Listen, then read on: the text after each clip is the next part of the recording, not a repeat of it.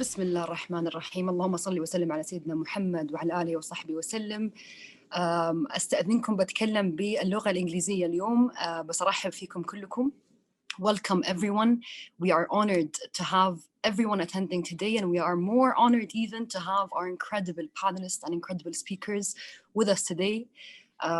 Just to take a step back, what is the whole objective of today's session? Islamic philanthropy is a major topic, and especially in today's world of challenges and in today's innovative approaches towards disruption and towards innovative approaches to conventional means, we aim to explore today innovative solutions towards harnessing the power of Islamic philanthropy. And we couldn't be more honored and more happy to have our incredible panelists with us today.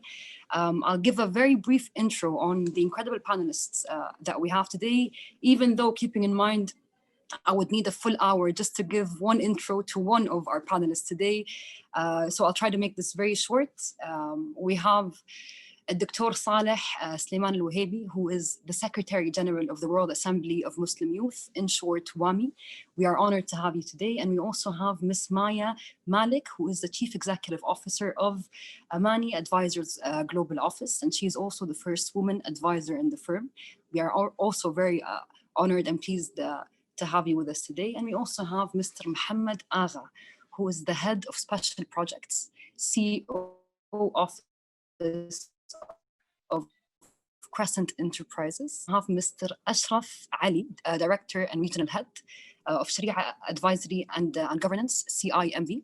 We also have, lastly and not least, Mr. Khalid Khalifa, who is the senior advisor and regional representative for the GCC with more than 20 years experience in humanitarian efforts. To start off, I would like to give the mic to Mr. Khalid Khalifa for a brief intro, and then we will be exploring the power of innovative solutions and harnessing power of Islamic philanthropy. Mr. Khalid, the mic is yours. Thank you very much, Adwa. It is a real pleasure to be with you and an honor also to share the panel with such esteemed speakers who are friends above all and people I learned a lot from. So I'm really happy to be with all of you. To set the scene, and that's what I've been asked to do, I want to show a couple of slides with numbers that can help us understand what we are talking about today. If you look at the screen in front of you now, and in the first box on the top left, there is a very shocking figure that 1% of the world population is now displaced. That's really a scary number. We are talking about 80 million people in the world who are either refugees or internally displaced or applying for asylum. Those people live in poor countries. So 80% of the world's displaced population live in countries that themselves suffer from development problems. They do not have enough food and they are struggling to meet the needs of their own population. 40% of the world's displaced population are children, and we have more than 4.2 million people who are stateless. They do not have any nationality. I will stop this now about numbers, and I want to zoom in on the Organization of Islamic Cooperation, because this is the topic of our talk today.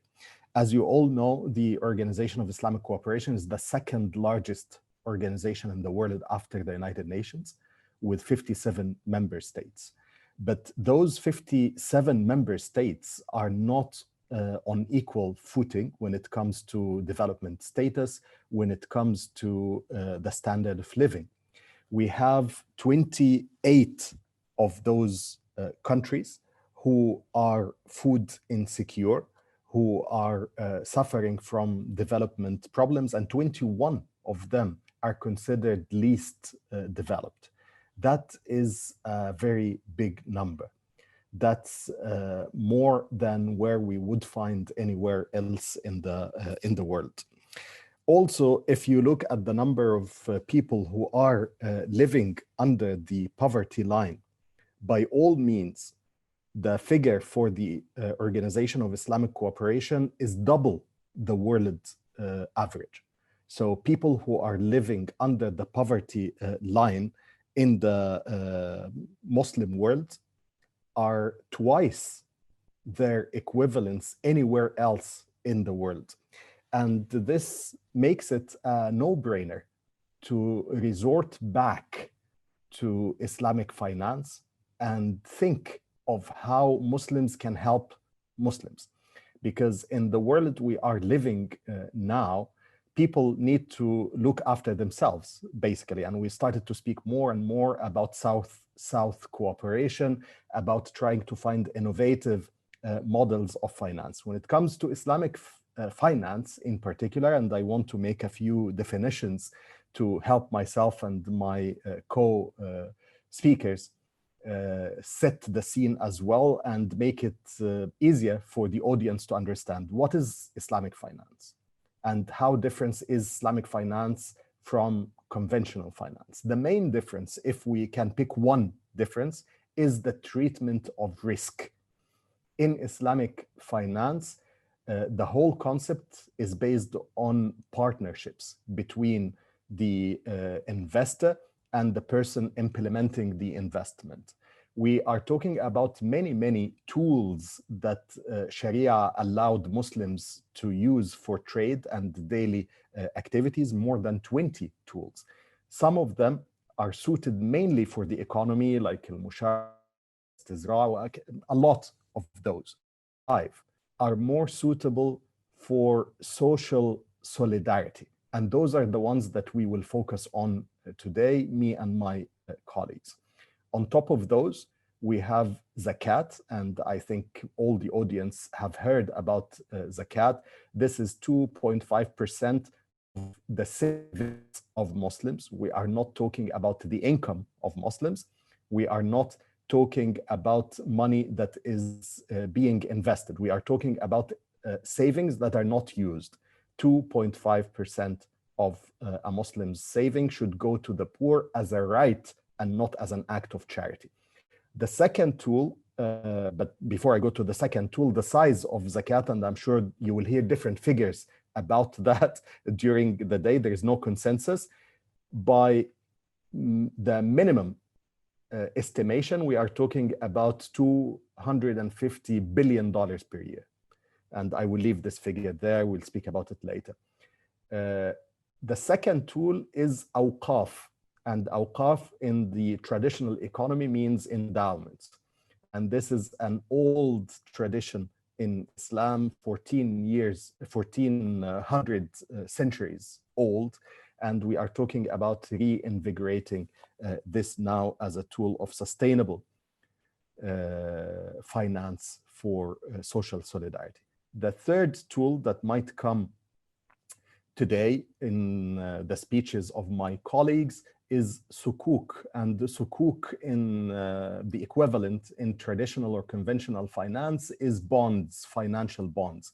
But in Islam, sukuk has a very specific set of rules and regulations attached to it that is based on assets rather than speculation. And I am sure that my colleagues will touch upon that. The last one that I would like to highlight also is sadaqah, which is the normal act of charity, be it sadaqah jariyah, continuous charity, or a regular charity. And this is something that Islam shares with other faiths. Yesterday, I was talking to the International Fraternity Committee and the Muslim Council of Elders. And one quote that I would like to end with and pass the floor back to Adwa is that we agreed that religion can actually unite more than divide.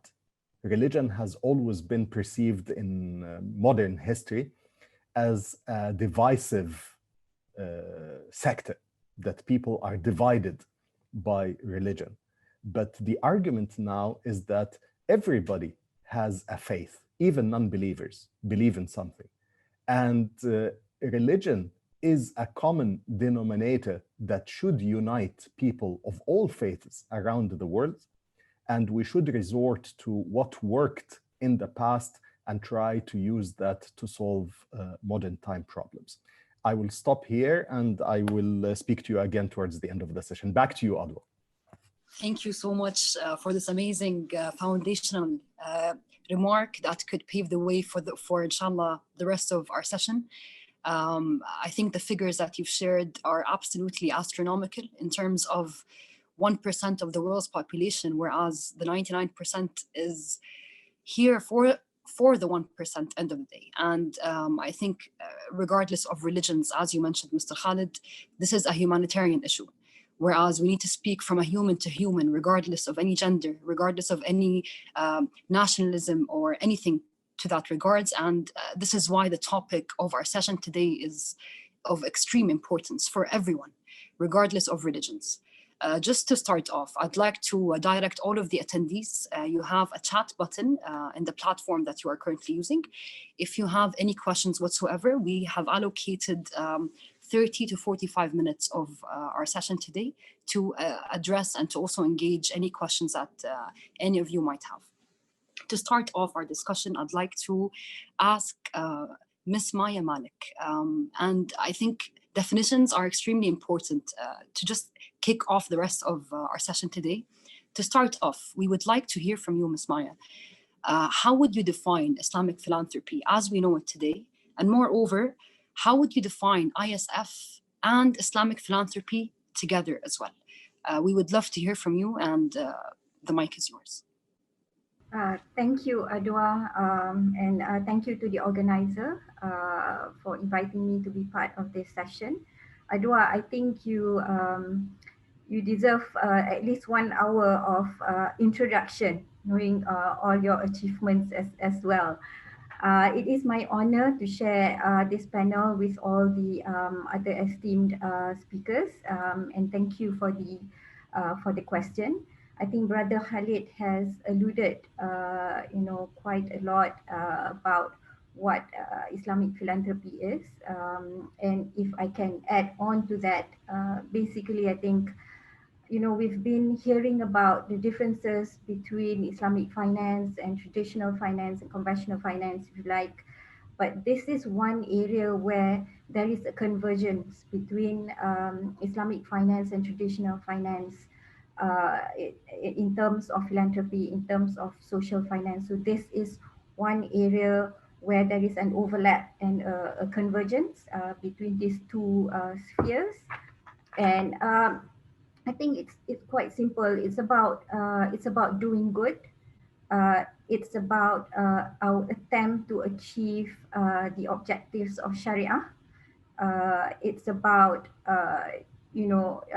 sharing wealth, sharing the prosperity with everyone, including making sure that the haves are helping out the have-nots. So I think it's quite the term philanthropy or the term social finance is something that we all know and something that we all live. We have seen, lately with the increase of political crisis, wars, natural disasters, I think we have seen the extent of how humanity can go out of their way to help, each other, and in whatever way. So I think that is the substance of philanthropy. In terms of forms, basically, in terms of the form, we know that we see, the traditional form of Islamic philanthropy in terms of sadaqah, in terms of wakaf, funds, various funds, zakat, and also we see now the increased use of peer-to-peer platforms, crowdfunding, to actually collect money and making sure that this money is used for whatever the objectives are to help out many people that are unfortunate. So I think it's good to look at philanthropy from both angles. That means understanding the substance and striving to make sure that we achieve the objectives of Sharia through various tools. So these tools it can be hybrid tools, and that it can be a new innovation in the market. But what is important is to make sure that there is a positive impact when we actually carry out any philanthropic activities or any social finance initiatives. We would love to know more about all of these tools, as you mentioned, Ms. Maya, and with your experience as well. We would love to, again, if we spend a full hour with all of our incredible panelists today, it would not be enough. And for the sake of time, I will come back to you. But for now, I would love to go to Dr. Saleh. Dr. Saleh, the World Assembly of Muslim Youth is very well known in terms of advancing the charitable sector's donation, both regionally and globally. We would love to hear more about this from you and to also explain to us, what is WAMI? Oh, thank you so much. Thank you. I'm so happy to join this wonderful, panel and wonderful panelists. And I would say shortly, WAMI has been established 5 decades ago, and it has, at this time, it has 28 offices all over the world. It starts from the far west in Brazil and Washington, and the far east in Melbourne, Australia, and the majority are in Asia and Africa. And the issue of advancing the charitable sector, I think this is very, very important, and WAMI has been working on this for a long time.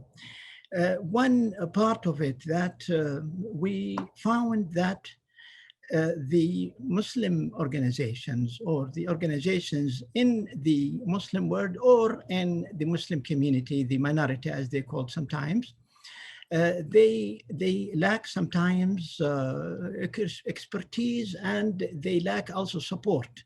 So at WAMI, a system of membership or affiliation was developed for more than 35 years now. And it is very strict, in accepting any member, but at the same time, we found that it is very important to help the Islamic sector in many regards.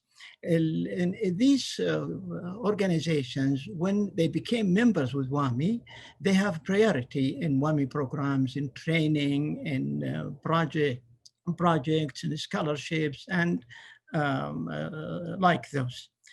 At the same time, we tried, especially in Asia and Africa, to help some of the graduates from the Islamic university in the Arab world or Malaysia, or to establish new NGOs, new foundations or organizations, or new institutions, high learning institutions. And alhamdulillah, up till now, we were able to establish 60 universities and institutions of high learning in Africa. And those are not WAMI's institutions. They are owned by the people there. They are waqf, as they say. It is not awqaf, it is not property, but they are in that. And WAMI was helping in money-wise and its expertise. At the same time, we had a very strong program in training. And we have been, in fact, inviting some international organizations to help us train our people. At the same time, we are also giving this experience to others. Alhamdulillah, we managed to implement many sessions. And in these sessions, there are something we faced after 9/11 in particular, which we called the Sharia sessions. And we have some volunteers who are professors at the Sharia colleges or the Islamic studies programs, and they go to certain communities and they give them some sessions regarding some very delicate issues. Like, for instance, in some countries, there is a problem of citizenship and Islamic identity. Are they, do they together or not? And we had it, and with some Islamic centers and some organizations. At the same time, there is a problem after 9/11 in particular. There is a problem of violence and terrorism, and so we address these topics with the Muslim communities through their organizations, and we find that these sessions were very helpful for Muslims. We went into another step, that some communities which are poor and they cannot help themselves. So we tried to build our own institutions, and up till now, we were able to establish and open 29 schools in Africa. They are mostly in South and in West and East Africa, and they have, I think, a population of more than 10,000 students, males and females, and most of these are free. They do not charge anything. At the same time, we think that partnership is very important for organizations in order to learn. So we help them to, we made efforts to implement our programs with those organizations in their own countries and not through our offices only. So we find that to be very helpful. And this partnership, I think we at WAMI also, we need it with the international organizations, and we need to enhance it more. Lastly, I think the most important thing that the charity sector is the financial assistance. We are speaking about Muslim countries which are not in good conditions sometimes. Their organizations are not well, established financially, or some even Muslim communities who are not able to, face the financial problems alone.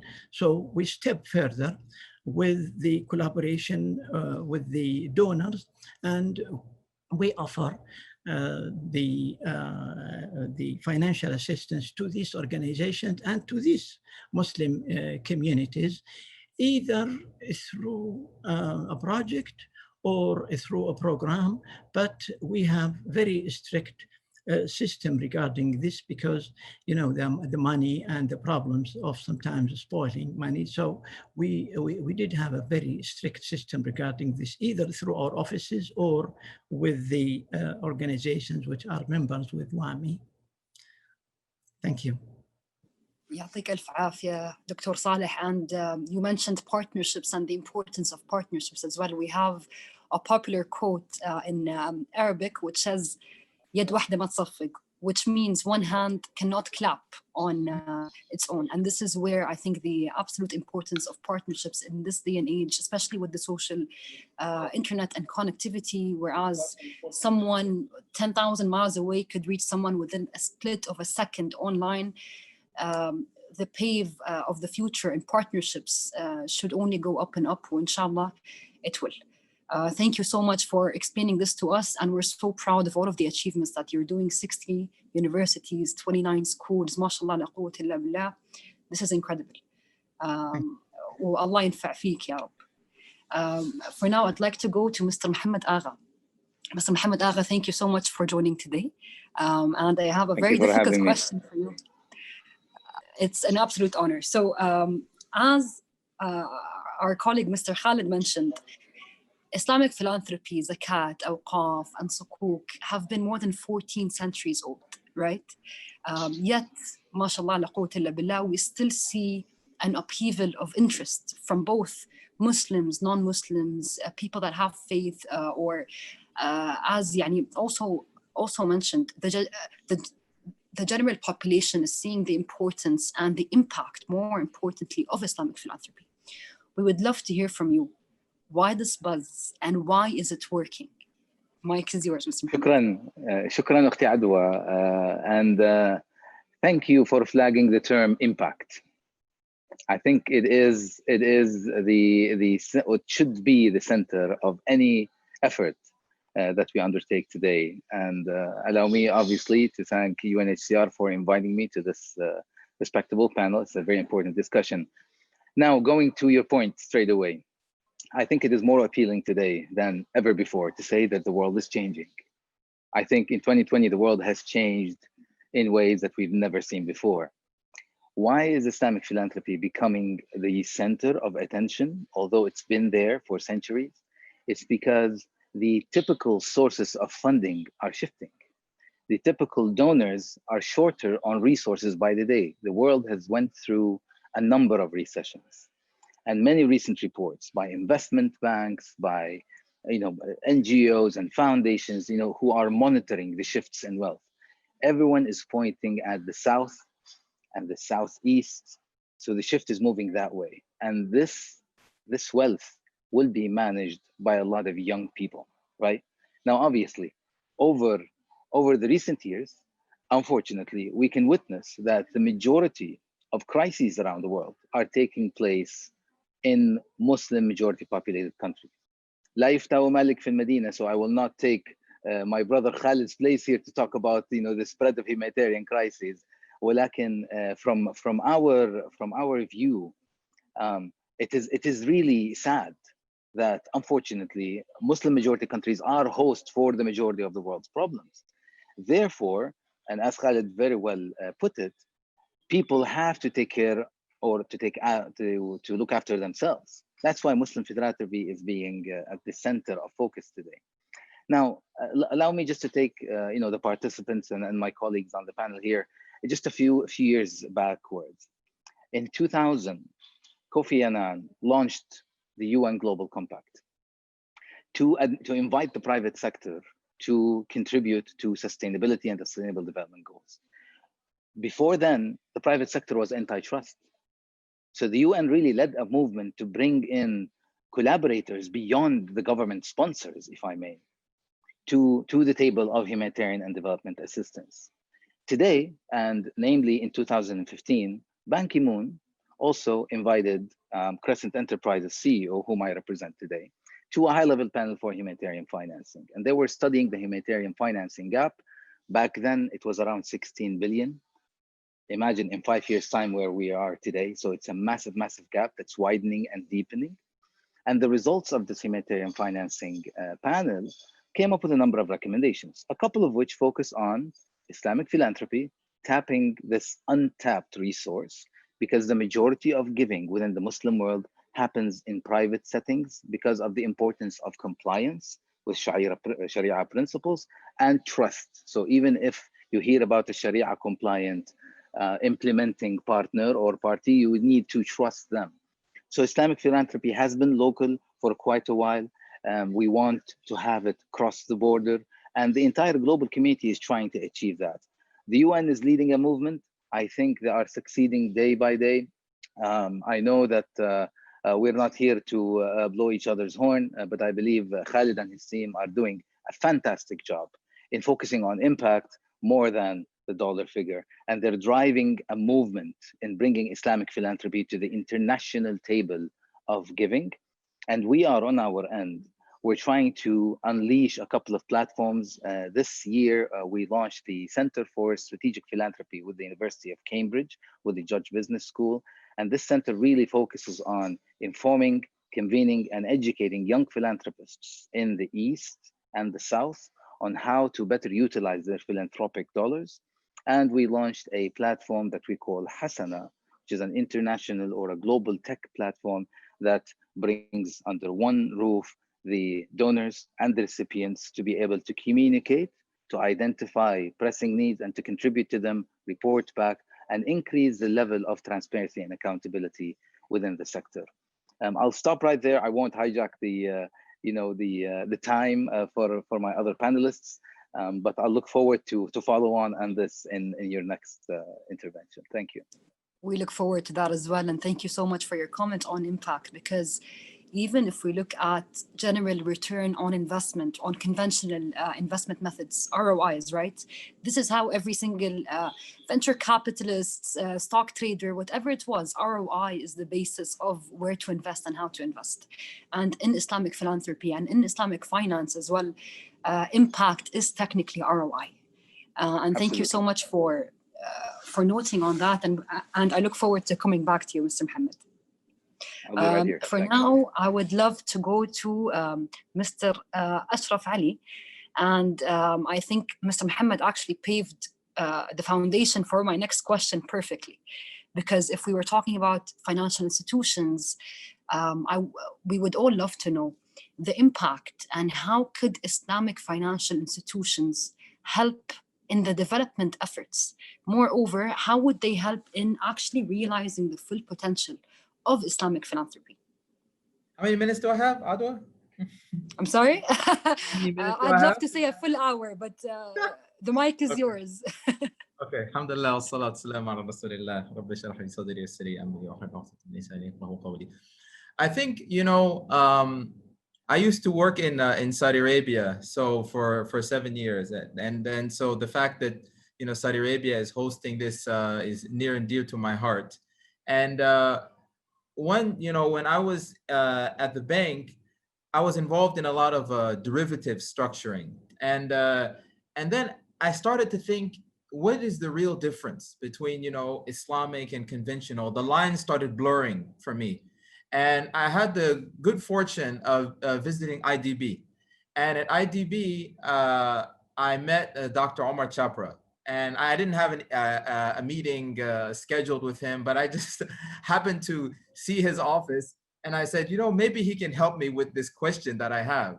So I just knocked on his door and I said, Assalamu alaikum, Prof. I'm working in a bank and I'm doing this work. And I just want to know, what is our goal? Like, what are we trying to achieve in this whole industry?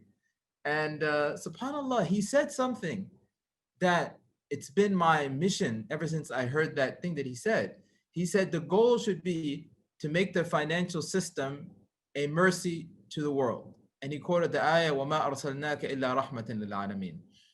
And then, so I've been thinking, are we really doing that? Is what we're doing contributing to making the financial system a mercy to the world, right? So in any case, I think that's the goal. And that is the message that Islamic economists articulate. And I think we're trying to figure it out. If you look at a lot of the efforts happening in the standard setting communities in Islamic finance, the idea of impact is really becoming more and more front and center. As far as my institution, we have a commitment to sustainability. Our group, as well as we have something called value-based intermediation here in Malaysia, which is also about looking at impact and trying to maximize positive impact. And I want to maybe just answer the question with a few examples and one innovative structure that I can share, inshallah, with the attendees. And then I hope, inshallah, we can have an interesting discussion. Okay, so, we love PowerPoint slides in the financial industry. All right, a few things. So first, the definition of Islamic banking. So ever since I heard what Dr. Omar Chapra said, I've been trying to redefine Islamic banking. So after studying Sharia and finance, this is what I came up with. That the way I define Islamic banking now is banking that seeks to be in line with maqasid. And Maya also mentioned maqasid in her discussion. What are maqasid? It's maximizing the benefit to society and individuals. And the values of maqasid al-Sharia are actually universal because they're not specific only to Islam, but you find the ulama, the scholars of Islam, say that these values are universal. What are those values? The preservation of faith, preservation of life, preservation of intellect, preservation of family, and preservation of wealth. So true Islamic banking is not just banking that avoids interest, but it's banking that has this mindset, seeking to maximize the benefit to individuals and societies in line with the universal values of preservation of faith, life, intellect, family, and wealth.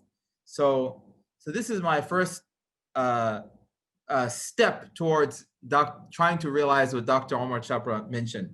Then the next, just some examples of kind of what Islamic banks are doing as far as their giving. Of course, there's a whole nother area which is positive impact and financing infrastructure and development and things of that nature, but I think our focus is on the giving side. So there's CSR, and CSR, of course, is mission driven. Banks have a high level of autonomy in how they direct it. It's now the best practice in the financial industry, not just Islamic, but overall, is for CSR to be seen as strategic, to see how you can maximize your impact through your CSR, not merely have some window dressing in your annual report. And the amounts are high. I mean, our bank has dedicated 1 to 2% of its profit before taxes for CSR activities, very targeted, very strategic CSR activities. And sometimes Waqf is also integrated into that. Sometimes Waqf is integrated into a product offerings, and I have some examples of that as well. There's also Zakat. So Zakat, of course, is more government driven. Here in Malaysia, there is corporate Zakat. I know in Saudi Arabia as well, there is Zakat in other countries. So Zakat, the banks don't have very much autonomy. Sometimes it's given, many times it's given directly to the government.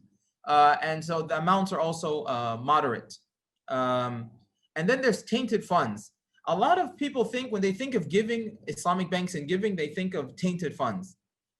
Because basically with Islamic finance, if you make a mistake, if you do a transaction incorrectly where that transaction is invalidated, or if you charge a penalty interest, then you have to give that away in charity. But those amounts tend to be very low. So I mentioned here that it's best to focus on CSR, Waqf, and Zakat because those are more strategic. I want to just give a few examples, from here in Malaysia of the types of giving that Islamic banks are doing. And this is just a drop in the bucket. Of course, I think the greatest maybe assets that Islamic banks have, is the hearts of their people. They have Islamic banks, mashallah, always have soft hearts. They're always looking to do good things. It's been my experience. Alhamdulillah, and may Allah increase them in that.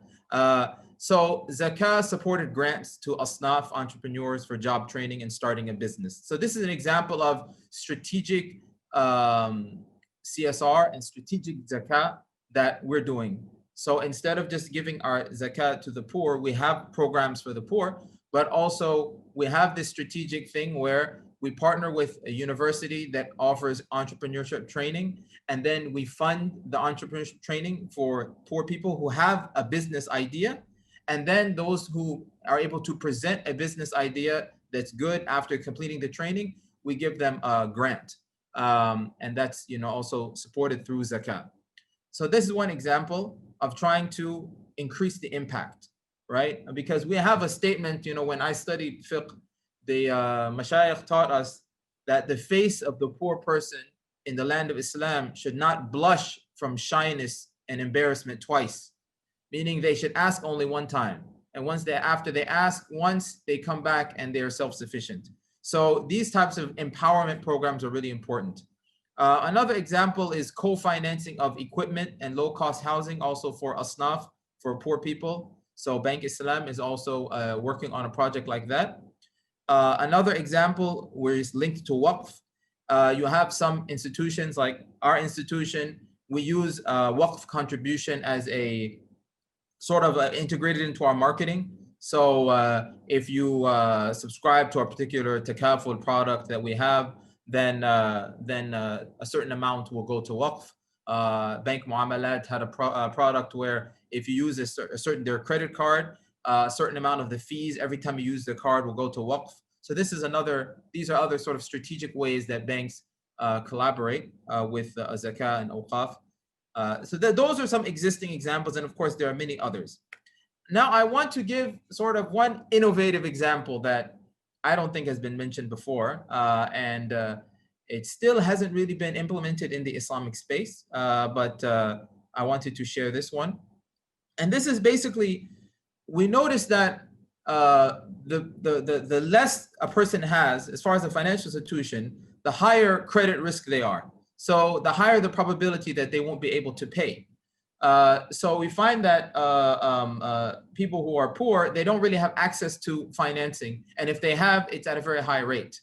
One of the solutions is to use zakah to mitigate this, because zakah has two categories that can facilitate this issue. One is to help people who are in debt to get out of debt. Another is to help the poor in general. So the idea is to design a program that multiplies the impact of zakah, provides a social impact deposit product, and provides low-cost financing or even zero cost to asnaf, beneficiaries of zakat. So if I can just run through an example here. So this is just an example of a normal financing where, let's say, this program is targeting low-income individuals who may be worthy of zakah, but the bank is also giving them financing, 1-year financing, right? The problem is that those people may have a 20% default rate. And because of that, the rate that the bank will have to charge is something like almost 23%. So because they have very little, they have to be charged a lot, right? So when I saw this product in the bank and thinking about what Dr. Omar Chapra said, he said, our goal is to make the financial system a mercy to humanity. So I said, how can we make it a mercy to these people, right? So here's how zakah can come in. If zakah comes in, and we actually presented this to our Sharia committee and also to the zakah authorities, and they really liked it. We say, okay, zakah come in. We say, look, we're going to give financing to these people. This financing is going to empower these people and get them out of their difficulties. But because of the nature of their lives, 20% of them may not be able to repay. So the zakah can come in and say, okay, we will put 20% of the value of your program aside as collateral. Okay, we will give it to you, for example, as an Islamic deposit. You keep it there. Anybody who is not able to pay after you try to collect, cover it from the zakah. If we have it set up in that way with that type of collaboration, the rate can drop from 22.8% down to 3.5%, right? Not just that, so that's number one. So now the person, the asnaf who's getting the financing is getting it at a very low rate, which makes his life much easier. Now, what about if we couple that with an investment account? The previous one is talking about using a normal deposit. If we couple that with an investment account, a wakala account, for example, where the bank is not required to allocate equity. So if there's a loss, the losses will be passed to the depositors and not borne by the bank. In a situation like that, okay, you can decrease the cost even more to the asnaf to 2.5%, okay, because the bank is not taking the risk. And so there's no required return on equity for the bank. So now you dropped it even more. Now the beauty of this, and let's go to the next slide. Now what about if we have depositors who are saying, I want an even bigger impact. Now this is impactful. These social depositors are going to be creating a positive impact with their deposits. Now what if they're willing to give Qard Hasan? If they're willing to give Qard Hasan and make their deposit a purely social deposit, then I can also give Qard Hasan to the customers. And there will be no risk on the bank. And there's no risk of default on them because the default is covered by the zakah. So now you have an ecosystem that is facilitating people to give Qard Hasan, right? 0 interest loan, because they know that it's going to support people and help get them out of poverty. And you can also have social impact reporting. right? And they don't have to worry that they're going to lose their money because the risk of default is covered by the zakat. So the zakat, in essence, with 200,000, in my example here, with 200,000 of zakat, it can catalyze 1 million of financing, social financing. With 1 million of zakat, it can catalyze 5 million of social financing. So that's how we're, we were talking about the social return on investment. I think this is how we need to start thinking. How can we not just give, but do ihsan? And how can we continue to push the needle forward to do even better? So this is one example really that I wanted to share. And this is sort of an illustration of the ecosystem where you have the social investment account, the fund providers who have a social mission. You have the bank setting up these programs and managing it. And then you have the asnaf, and you have the zakat coming in as a guarantor and an enabler to facilitate this process. So anyway, I think I want to just stop there, and then we can continue more in the discussions, inshallah. Barakallahu feekum. Barakallah feek, Mr. Ashraf. MashaAllah, tabarakallah. What I absolutely loved and what even gave me goosebumps is the fact that these tools that you mentioned are 14 centuries old. At the same time, the infrastructure that you laid down is innovative, using the same exact tools of Islamic philanthropy. And this is what I think, we are in the 21st century now. We have innovation, we have technology, we have so many different limits that no other humans have ever reached before. What you just showed us is, in my personal opinion, the most amazing example of how we can utilize the same tools that we have in innovative means. And I will definitely come back to you in it in terms of your previous examples on the impact of these examples actually being done in reality. Thank you so much for that. Barakallah feek. Mr. Khalid, I would love to come back to you and ask you a question that Dr. Saleh mentioned briefly, which is the power of partnerships, right? We see over here that in this day and age, connection and collaborations have never been as easy as they are today, considering the fact that we can reach any single human, any single entity with a click of a button. And this was never possible before. My question to you, sir, is how can we maximize the power of third-party partnerships, international collaborations and cooperation with international entities as well to maximize the impact of Islamic philanthropy? We would love to hear what you have to say about this. Thank you very much, Adwa. I've been listening very carefully to all the presentations my co-speakers made, and in response to the point raised by Ustazna Dr. Saleh about partnerships, it is a key word because what we are dealing with is big. The problems we are dealing with are huge, beyond the capacity of any individual organization and any individual even country. They are global issues that we are facing, and they require global collaboration. They require the heavy hitters to be involved in the response. One of the ambitions we have in UNHCR in particular, and the United Nations, hopefully, in another stage, is to move some of the localized solutions, like the solutions that Brother Ashraf was talking about, from one country and try to globalize this into the rest of the world. And this requires the involvement of big organizations like the United Nations, who have access to almost every country in the world. If we speak about UNHCR only, and this is one organization within the system, we are operating in 140 countries worldwide. We have 400 offices, 17,000 staff members, and we are always looking for partnerships with other organizations to maximize the reach. And I think this is also what was meant by Maqasid al-Sharia. And if we boil that down to one sentence. We are trying to maximize the benefit, the welfare of people, and reduce any harm that can happen. So this is the objective that we are working towards. One word about Islamic philanthropy. From what we heard, the tools are working. And as you said, Adwa, they are 1400 years old. Why are we talking about them now in particular?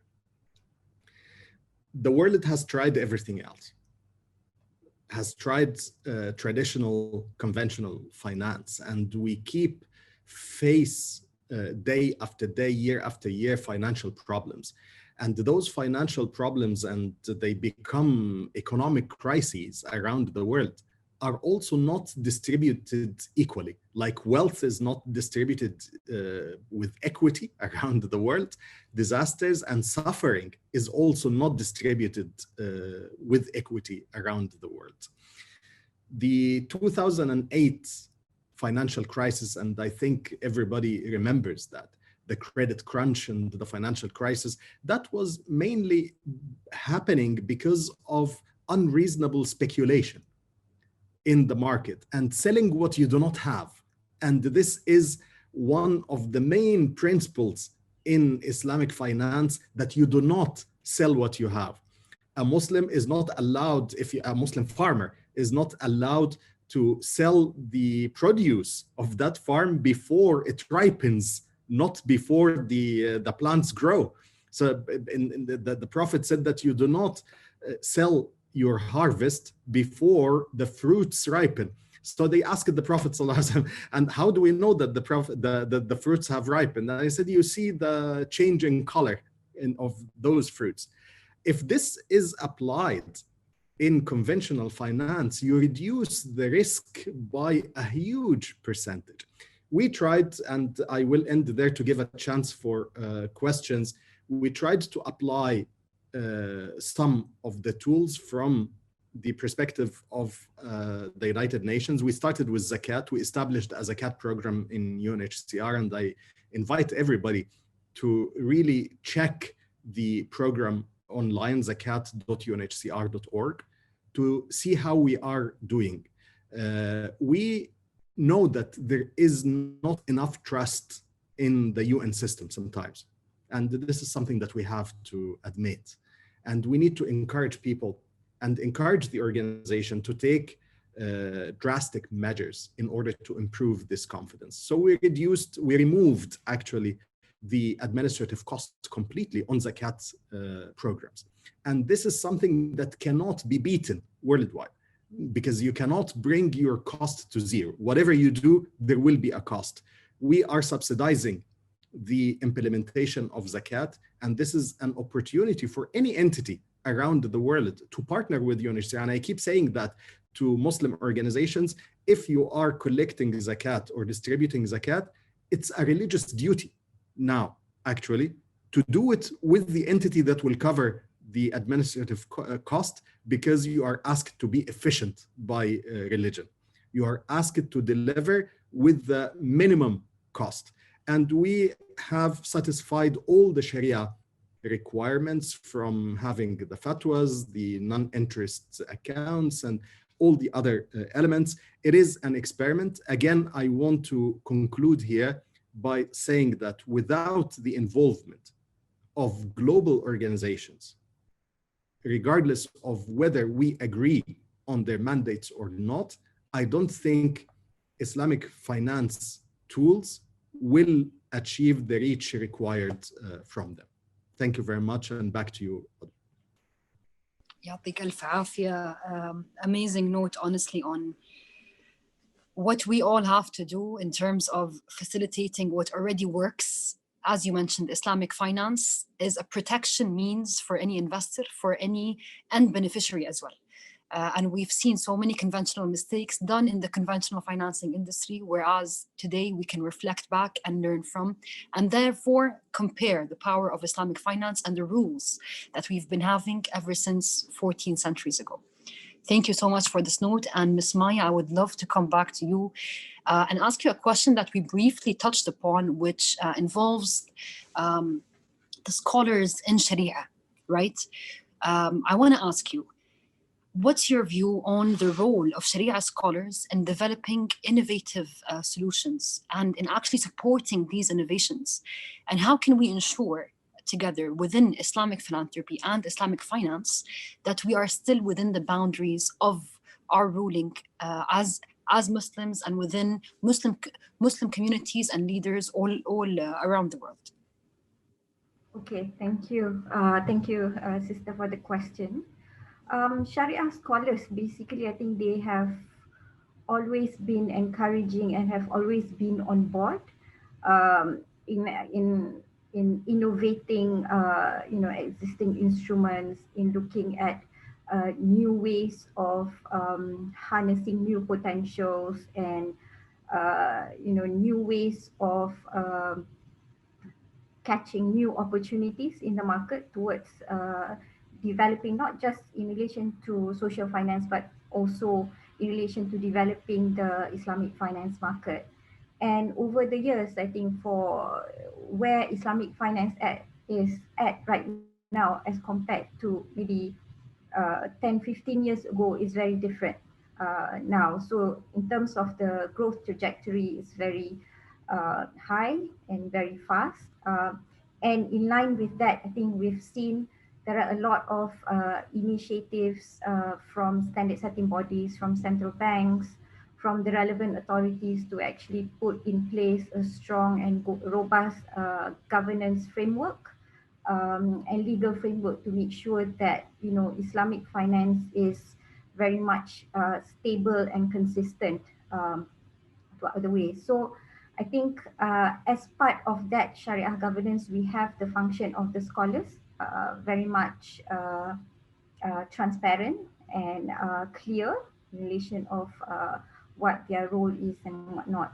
So I think if we take this on board in the context of Islamic social finance, I think we need to get them involved more, not just in relation to structuring products, but also in discussions towards what type of contribution that can be made, and whether an institution should be subscribing to certain social finance instruments, sukuks, or subscribing to humanitarian funds and whatnot. So I think there are a lot that they can do on both sides, because from my observation, we see sometimes in the market, let's say a humanitarian sukuk or an SRI sukuk, sometimes are being looked at as an investment sukuk, a typical investment sukuk by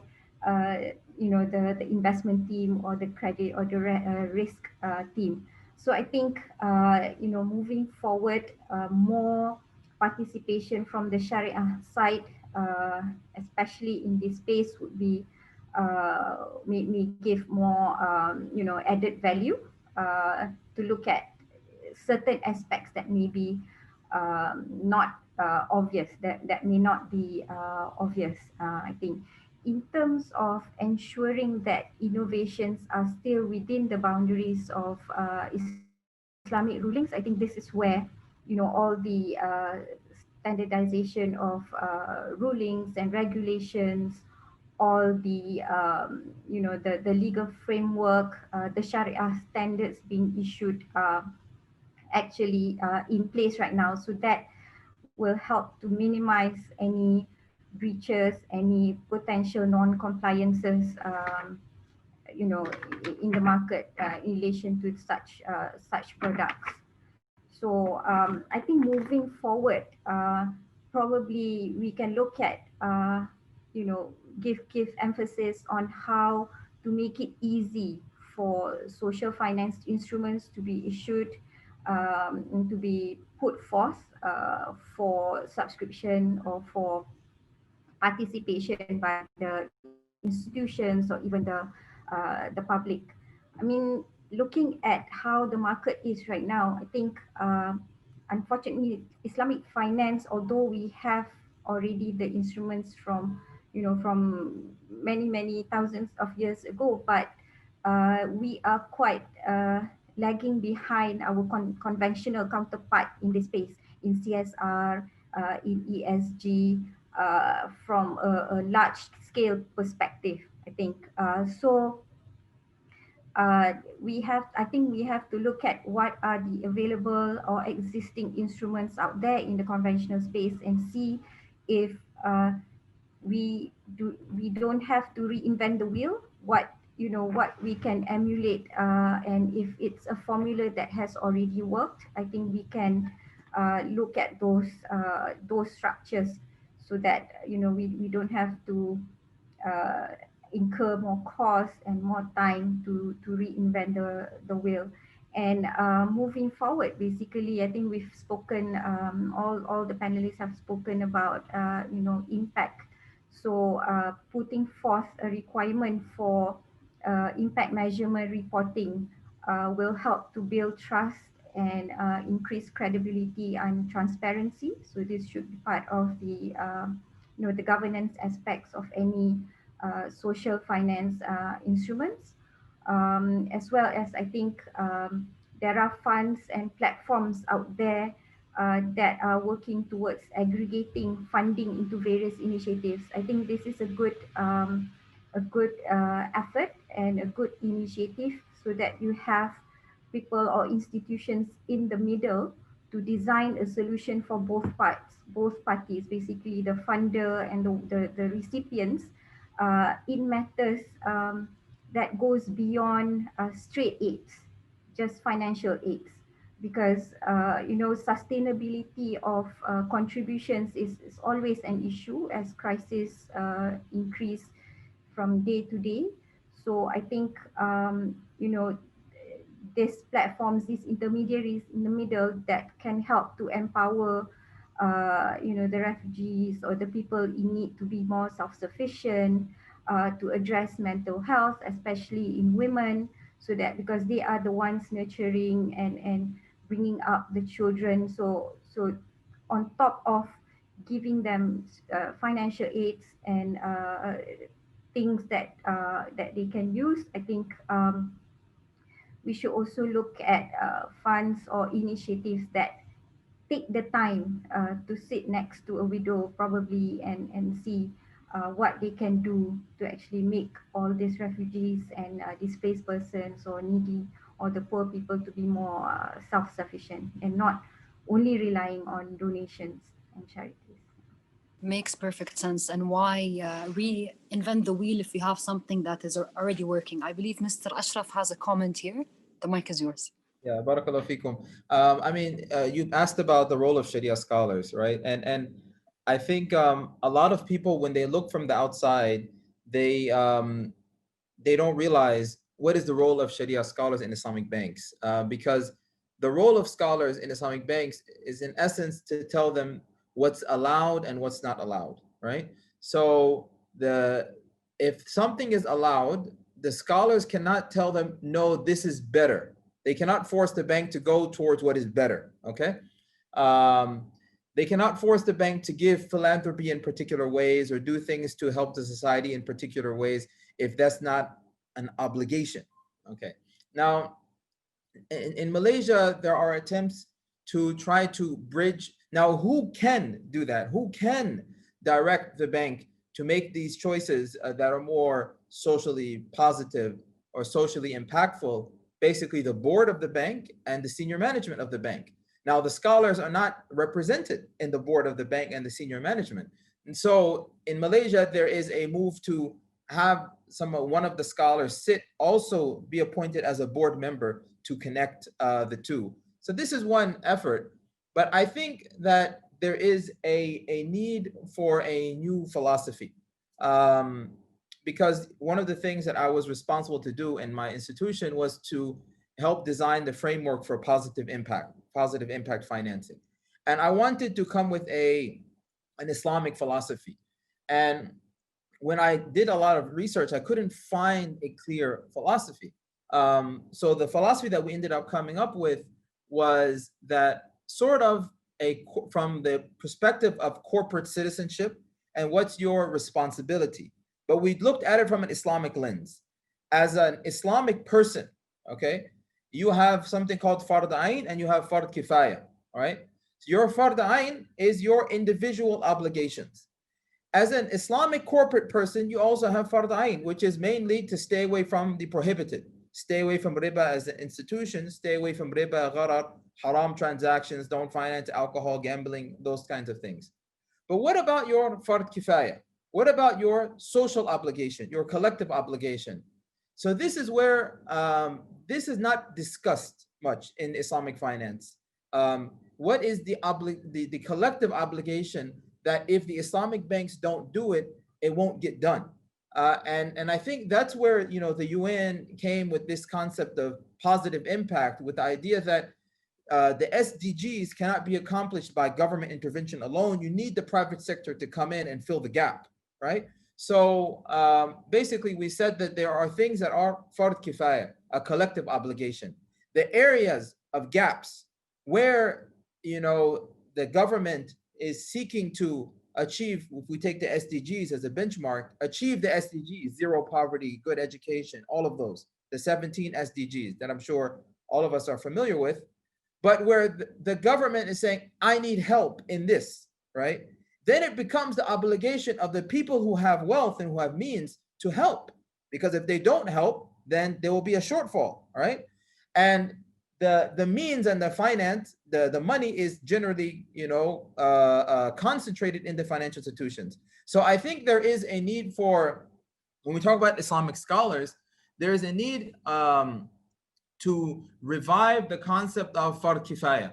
Not only Fard Ain, not only collective individual obligation to stay away from the haram, but collective obligation. What is the collective obligation of the Islamic financial sector, right? And then from that should inform us to make the choice. Okay, look, I have two financing projects.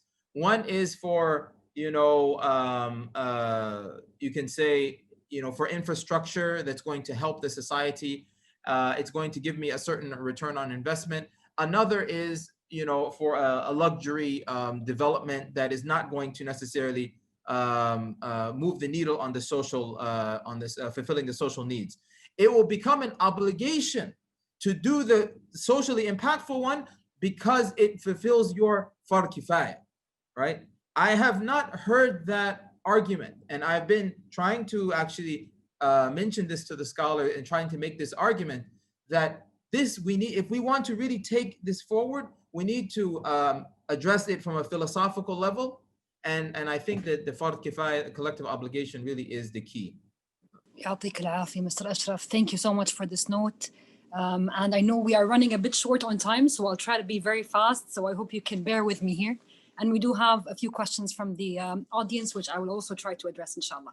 Dr. Saleh, I have a question for the youth, for you. So we know that C20's mission is to hear the voice of civil society, right? I would love to hear from you. What is your message to the youth today in terms of advancing the charitable sector in the Islamic world and in the Muslim world as well? Thank you so much. The first thing, I think that it's important in our Islamic world that we should enhance volunteering for the youth. The problem that everyone wants to volunteer, but when you go what I call the channels of volunteering, they are not as proper as they are, either in our GCC countries or in other Islamic countries or Arab countries. So there is a problem with this, but I will say that the young people, males and females, should try to volunteer with whatever organizations in their area. That is very important because that will help us. In fact, volunteering give us a free hand. We do not have to pay for this. At WAMI, we have a time about 3,000 volunteers who are very well qualified. Most of them are university professors, and they go everywhere and they do our programs. And that is something that's very precious.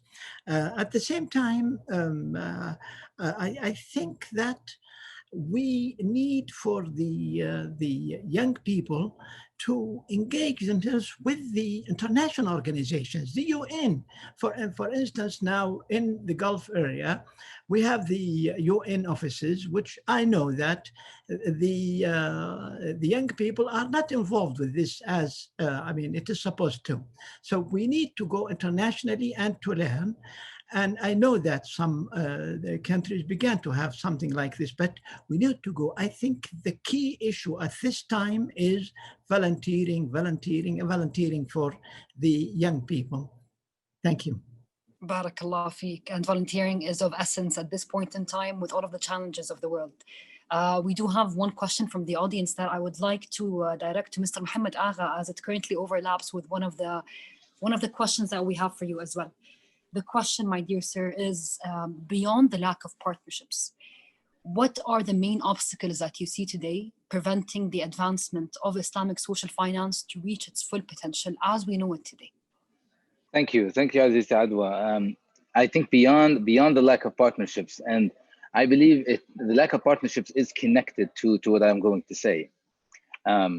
Any engagement, any travel of Islamic philanthropic impact to go far and wide has to be based on three very important pillars. The first one is trust. So you gotta trust the counterparty you're dealing with, be it a partner or a beneficiary, or even a donor, by the way. Also, you gotta trust the donor, you can't just take any money. Secondly, access to information. So you gotta have access to timely information that's unbiased and neutral. And thirdly, and most importantly, is efficiency in delivery. Therefore, if you want Islamic philanthropy to travel far and wide, achieve high impact, maximize it, and even harness the power of the multiplier effect, you gotta deal with trusted partners, individuals, charities, donors. You gotta have access to real-time information, and you have to have timely and efficient delivery. And I'll give you an example. During COVID, these times, right? We try to join a movement to participate and contribute to the response because it's impacting everyone, and we believe that if we try to help, then the benefits will impact everybody, including ourselves. So it was a humanitarian and a human obligation. When I thought of who should I deal with, I mean, we have access to a number of entities that are global and local. However, I thought of who can I trust? And I had a few people to call, right? And they represent certain organizations, and I felt comfortable that we can engage. Now, that resulted in us dealing with a partner, expecting progress reports, which I mean real-time information in a way or another on what's going on, which will incentivize whether we should continue the partnership or not. So the bandwidth of Islamic philanthropy is 100% reliant on these three pillars. And in the two initiatives that I just highlighted earlier in answering your first question to me, we really try to address those. We need transparency, we need accountability, and we need to connect with each other on a trusted level, on a peer-to-peer trust level. How is this achieved? It's not easy, but it's important to have a process and to build a foundation for it. And again, I believe, and to second Dr. Saleh's point, absolutely, volunteers not only provide a non-resource intensive contribution to the different goals that we're trying to achieve, but they really bridge a globalized way of addressing, understanding, and responding to global problems. And they contribute to a lot of trust building. So volunteering is just as simple as, you know, utilizing someone's time to help someone else. It has an impact that's way beyond that. I'll stop right there, and I thank you for asking the question. I thank you for answering the question in the way that you did, because volunteering is of absolute importance, but I think it's the outlet of volunteering, right? Most of the people I know, after I went, and I was blessed enough to go with the UNHCR to multiple refugee trips, everyone wanted to join, but there's always that logistical problem, right? So I think it's the outlet of volunteering that we're still missing, and that we still need to know where should they volunteer and what are the trustworthy entities that they should volunteer with. For the sake of time, I think this is a whole other panel discussion on on the volunteering perspective. For now, I'd love to go back to you, Mr. Khalid, and you briefly mentioned the Refugee Zakat Fund. We would love to know more about it and the impact of the Refugee Zakat Fund up to date. More importantly, we would love to learn from you on the best practices that you replicated in the Zakat Fund for any other organization looking to replicate the same practice as well. Thank you very much, Adwa. I would actually like to use the last question as an entry point into this. What needs to be done to make Islamic finance more effective? What needs to be done is more implementation, using Islamic finance as a model to be implemented worldwide and to get it more organized. And that's what we did in the Zakat Fund. And this is the answer to the question addressed to me. The Zakat Fund was a challenge in itself because it was probably the first experiment a UN entity undertakes to engage with Islamic philanthropy. We understood from the beginning that if we want to do Islamic philanthropy, and this is my advice to all colleagues in the UN system and other organizations, this is something that is mandated for the last 14 centuries. You cannot change it, but you can adapt to make your programs fit within the system. So you do not come into Islamic philanthropy with the intention to tweak it in order to fit your mandate. It's the other way around. We made sure that we have first the required fatwas. So we have several fatwas from different institutes, the last of which was Majma' al-Fiqh al-Islami, which is under the OIC, representing all the Muslim countries in the world, and we are very proud of that.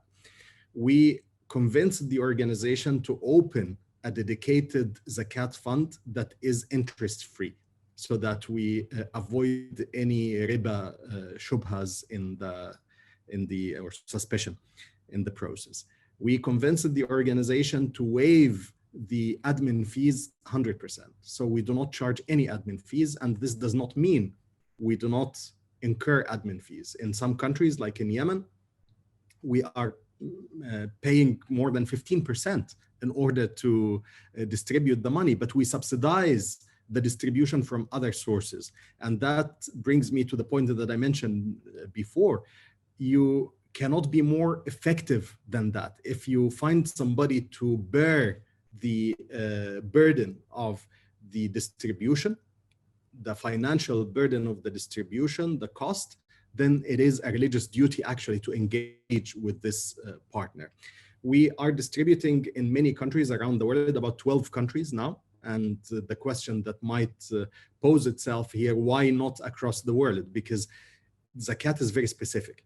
It is actually the most, if I dare say, the most restrictive tool in Islamic philanthropy, because it is for a special group of people. There are so many rules and regulations related to its distribution. So we want to make sure that we are playing according to the rules of the game, to say it bluntly.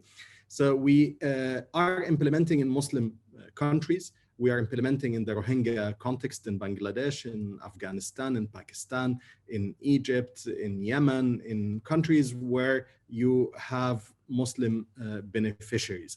Last year, we benefited more than 1 million people from our Zakat programs. We distributed more than $43 million in Zakat. This year, we are nearing $60 million now in contributions from Zakat, which indicates the growing confidence and trust in the system. We issued our second report on Zakat, and I'm gathering that our donors are becoming more satisfied. We have loyal donors who wouldn't come back and pay tens of millions of dollars if they do not trust the system. We are hoping to reach more than 2 million people this year. And I am very optimistic that one day we will be talking billions rather than millions. And that will solve the problems of so many people around the world, especially in Muslim countries, who are suffering from so much problems, not only economic, but other problems related to underdevelopment as well. ما نقول غير يا رب، وإن شاء الله the billions are much needed, and الله يبارك لكم في كل شيء قاعدين تعملوه, and may God bless you and open all the doors for you with what you guys are doing. I do have one question from the audience that's a big question, but I would love to hear from all of our amazing speakers and panelists today. We have 2 minutes per speaker, and then we could end this amazing and fruitful panel discussion. The question is, what are the current challenges that you anticipate in terms of transforming current global systems with the tenets of Islamic philanthropy and zakat? And how can we mitigate these challenges to allow the benefit to positively impact the world? Mr. Khalid, since you have your mic on. Can you repeat the question? Can you repeat the question again, please? Absolutely. What challenges do you anticipate in terms of transforming current global systems with Islamic philanthropy and zakat, and how do you mitigate these challenges to positively impact the world? Mr. Khalid, since you have your mic unmuted, we would love to hear from you first. 1.5 minutes per speaker, and I think we could wrap up this session. Thank you. The main challenge is, in my view, expanding the implementation of Islamic philanthropy and getting the required buy-in from our Sharia scholars. I think we need more flexibility and more trust in what the global system can offer in this respect in order to maximize the impact of Islamic philanthropy tools. How to address the challenge? I think continuous engagement and not being afraid to speak about anything related to Islam and the Islamic philanthropy and the Sharia. There is nothing wrong with that. And we need to keep engaging with our scholars. We need to keep engaging, on the other hand, with the global organizations in order to reach agreement. Beautiful. Any of the speakers, feel free to unmute and address the question. Mr. Mohammed. I'll jump in really quick. I believe the question is rightly put. And the key challenge that is, and my answer is quite connected to what Brother Khalid just said. The key challenge is to ensure that last mile delivery meets the expectations of the donor, which obviously is trying, or the financier, let's not just call it the donor, right? I mean, whoever is providing funds, they abide by a certain level of Sharia compliance standards. So better delivery at the last mile, more transparent and accountable tools could really offset the tension of restrictions, as again Khalid mentioned. The restrictions hold us back, hold everyone back, but they're holding us back for a good reason. So how do we offset them? We need transparency, we need accountability, and we definitely need to focus on the last mile. If you allow me. تفضل دكتور. I think it's important here to have a local fatwa from each country, because nowadays probably people in one country will not take the fatwa from other peoples in another country. So it is good to have a well-established fatwa from each council and or mufti department in many Muslim countries. And especially that donors are very sensitive for zakah. I think zakah is very restrictive, as Brother Khalid mentioned, but sadaqah is an open gate. We can go through sadaqah, but let us have the trust of the donors, and the trust should go through a good fatwa, a well-accepted fatwa from an accepted body of fatwa. Beautiful. يعطيك العافية. Mr. Ashraf. Jump in here. So I agree completely with all of my distinguished colleagues here. Transparency, flexibility, trust, all of those, very important. One thing maybe I want to emphasize is engagement with the scholars, as well as maybe decentralization to some level. I know that, for example, here in Malaysia, of course, every country is different. But when it comes to, for example, in Malaysia, when it comes to zakah or waqf, it's controlled by the government. And so you have a very strong centralization, which of course is there in order to make sure that the governance around the use of the money is done in the best way. But at the same time, too much centralization, too much bureaucracy can also hinder innovation, right? So there is, there are new models coming up that are more decentralized, but with using technological tools to maintain the proper governance. So I think that type of model, more of a decentralized, not so centralized, decentralized, but with a high level of compliance, I think is the way to go to fuel innovation. Barakallah fi, Mr. Ashraf. Thank you. Ms. Maya, we'd love to hear from you. I agree with all my respected panelists. I think we have to overcome the doubts and the trust issues, as well as I think we have to continue creating awareness to put, CSR and all this Islamic philanthropy as something not something that you only think about during Ramadan or at the end of the year when you want to pay your zakat, but it's an ongoing thing, I think. So we have to create so that it becomes sustainable. So it's part of our thinking and our subconscious that we have to contribute at all times. And I think another aspect is actually it is quite difficult to show what the impact is, to actually show the impact to the ultimate recipient. I think more success stories, more transparency and set KPI from the start, so that at the end of the day this KPI maybe 80%, 90%, 100% has been achieved. So when we put in the money, they are aware that this is the intended impact. Ya Rab, and I hope this session was as fruitful for everyone as it was for me personally. I was very touched with all of your answers, and I was honored and privileged to be a part of this amazing discussion. I thank everyone for attending, and Ya Rab, Ya Rab, Ya Rab, we see Islamic philanthropy and Islamic social finance in the peaks and the heights of finance as we know it globally and regionally. I thank everyone for your time. This was an amazing session. And I hope to see you soon, and I hope to see the impact, more importantly, everywhere around the world. Tislam ya Adwa. Thank you. Thank you, Adwa, for the moderation, the great moderation. Thank you. Thank you. Thank you so much. Salam alaikum. Salam alaikum. Assalamu alaikum.